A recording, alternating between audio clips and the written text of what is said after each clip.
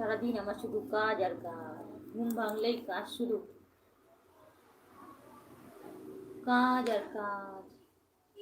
মহিলাদের আর আছে কি সংসারের যাবতীয় কাজ? আমি কেন, প্রত্যেক মহিলারই শুধু কাজ, সব মহিলাদেরই ঘরের কাজ, সংসারের কাজ।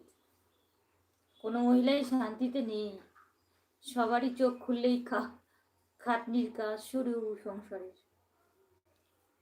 সব মহিলাদের জীবনে যুদ্ধ, কাটাকাটি।